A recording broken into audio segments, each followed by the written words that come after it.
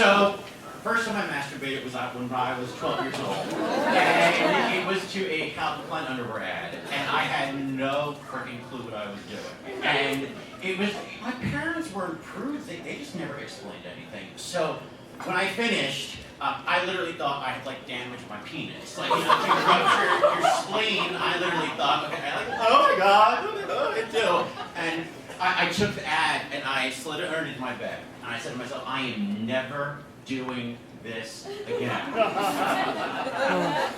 24 hours later, I found a Boscov's ad with another underwear model in it, yes. They had more than just fluorescent lighting in their stores and the Cracker Jack boxes, right? You get a discount in. And I did it again, and clearly that was not damaged, but I started to feel damaged. And for a good 4 years of my life, I was 12 then, I obsessively masturbated any time that I could to avoid the fact that I was a gay man. And I don't know why, like, my parents, once again, they were very open, they were very calm, they were very gentle.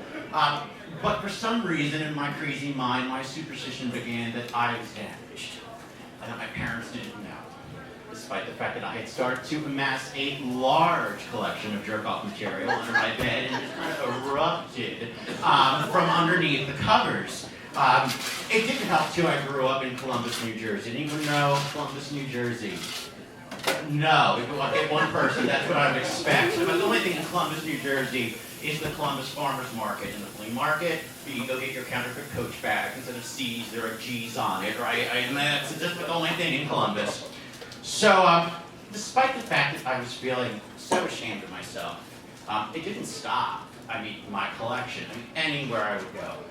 One time, I was at the dentist's office, and I was looking through the magazines, and ooh, very interesting image. So I went to the bathroom, tore it out all so carefully, shut it in my back pocket, and you knew what I was doing when I got home from my dental cleaning. Okay? So this went on for 4 years, and I was 16. I don't know why my parents did that. I mean, how could they not? I'd get home every day, listen to my Andrew Lloyd Webber soundtracks, and one afternoon my mother just called me in, and she closed the door. We found this stuff. Is there anything you want to talk about?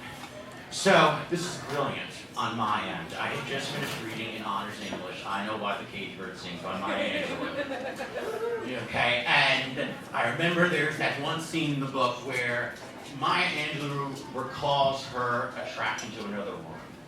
So I took a deep breath and tears started to pour down my face, and I said, Mom, you know how in that book by Maya Angelou, she talks about her own same-sex attraction.